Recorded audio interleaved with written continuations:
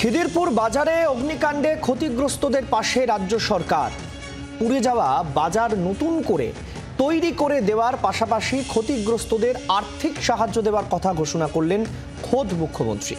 এরই মধ্যে অগ্নিকাণ্ডের পেছনে অন্তর্ঘাত খুঁজতে শুরু করেছে বিজেপি। হাজারেরও বেশি পরিবারের পেট চলে এই বাজারকে ঘিরে। রবিবার মাঝরাতে ভয়াবহ আগুনে পুড়ে ছাই হয়ে যায় খিদিরপুরের এই অরফ্যানগঞ্জ বাজার। খবর পেয়ে ভোররাতে ছুটে যান দুই মন্ত্রী। সোমবার দুপুরে পরিস্থিতি খতিয়ে দেখতে যান মুখ্যমন্ত্রী মমতা বন্দ্যোপাধ্যায়।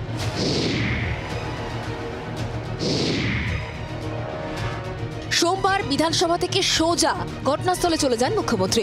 বাজার ঘুরে দেখার পর ক্ষতিগ্রস্তদের আর্থিক সাহায্যের কথা ঘোষণা করেন তিনি। নতুন মার্কেট তৈরি করে দেওয়া হবে বলে জানান তিনি। एक जाएगा काउंसलर और मेयर मिलके ठीक किया है, हम भी बातचीत कर लिया। जिसका दुकान जिधर में था उसका ही मिलेगा, बाहर का कोई नहीं आएगा। जिसको पूरा जल गया है हम 1 लाख करके उसको देगा, दुकान भी बना देंगे प्लस मटेरियल्स खरीद करने के लिए। और जिसको थोड़ा से हुआ उसको हम 50,000 करके देगा। অগ্নিকাণ্ডের জন্য অব্যবস্থা নিয়ে ক্ষোভ প্রকাশ করেন মুখ্যমন্ত্রী। আজকে আমার বাবার বয়স হচ্ছে 82, সে বসে রয়েছে এখানে, তাহলে সে কিভাবে কি চলবে? আগুনটা তো আমরা লাগাইনি, এসে তোমাদের নিজেদের অব্যবস্থার জন্য আগুনটা লেগেছে। তোমাদের টেম্পোরারি করে দেওয়া হচ্ছে তো একটা জায়গায়। কতক্ষণ লাগবে? 6 মাস লাগবে। কে বলেছে তোমায়? আমি বলছি 3 মাস লাগবে। তুমি সব ঠিক করবে? তোমার দোকানে আগুন লেগেছে, আমরা তো সিম্প্যাথেটিক। গভর্নমেন্টেরও তো কতগুলো প্রসিডিওর আছে। বিজেপি অবশ্যই এই অগ্নিকাণ্ডের পেছনে চক্রান্ত দেখতে শুরু করেছে। এখন উইদিন কলকাতা আশেপাশে এদের একটা টাই আপ হয়েছে। এই টাই আপে এরা হাজার হাজার কোটি টাকা এই জমিগুলোকে বিক্রি করে দিচ্ছে বিজনেসম্যানদের কাছে। এই যে বাজার, আমার কাছে খুব খবর আছে, সম্ভাবনা আছে যে সঞ্জীব গোয়েঙ্কাকে দেওয়া হচ্ছে। এটা তো পরিকল্পিত অগ্নিকাণ্ড। দমকল মন্ত্রী এখানে কি করবেন? দমকল মন্ত্রীও জানেন কে আগুন লাগিয়েছে, কারা আগুন লাগিয়েছে, কাদের কর্মসূচিতে আগুন লাগানো হয়েছে।